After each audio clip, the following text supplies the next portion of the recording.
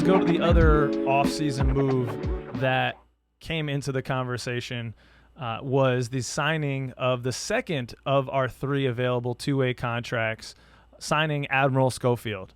And as always, bringing some levity to the issue is our boy Welt God with this post. It's just a post of Admiral Schofield's ass from like mid-back down. And Welt God tweets out or posts, didn't realize Schofield had a Kyle Lowry. He's rocking the dunk. And Admiral Schofield replies, bro, that's not okay. Just always bringing some hilariousness to, what for me is an underwhelming use of our two-way. I think we needed more big depth. We have to use that last two-way spot to sign a true power forward / center.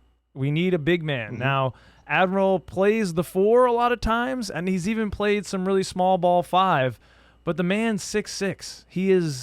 He plays way larger than his frame. He's definitely, he's beefy, so he can move people. I'm sure that lower center of gravity, he bumps around down low. He kind of reminds me of like a Bruce Brown type. If we're gonna have him in that 4 role, a guy who's very small but plays what is traditionally the larger positions.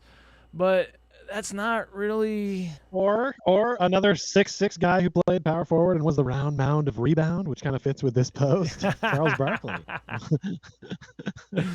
That's fair, Pich. But, I'm a little confused. I wanted more power forward and center depth, and Jeff Weltman would say, well, here you go. Admiral Schofield's a 4, Kyle.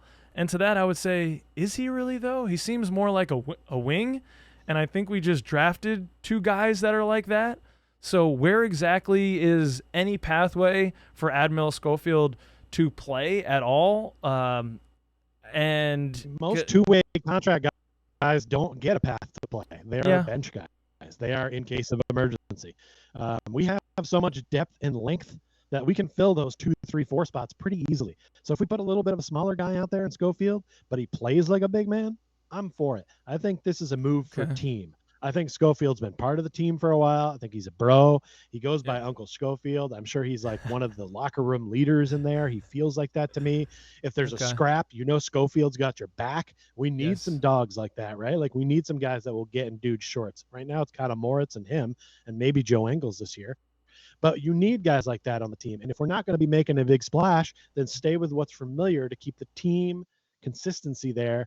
I'm fine with this. That's a damn good point, Pich. That's a damn good point. Admiral Profield right here. The propagandist for Admiral. You need to get, Admiral, get your marketing people, call up Pich because he's doing a hell of a job. Consistency is often overlooked, Pich, and I think it can be really vital when you're trying to build a cohesive team in any job, anywhere there's a team. In your work, in my work, it's much easier to build camaraderie and work towards a vision when you have the same people who know the history of where it's come from and where it's going. So that's a valid point, Pich. That's a valid point. But I do expect still that last spot to go to a true center or a larger power forward, a more rebound screen focused power forward. Look at my man's frame right there. Is this not big enough for you? The dunk is fine. Okay, the wide hips is nice. All right, that's great. That helps low center of gravity. You can push people out of there with that dunk. But I need a little bit more height. All right. So girth is important, but also length is important as well, Pich. I've heard. Oh, sorry. I know. I want to go into the Not context me, this of other that. guy I know. Oh, yeah. No, totally. Some dude at work was talking about lack of length and girth on his team as well.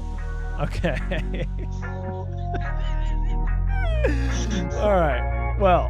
HR, no.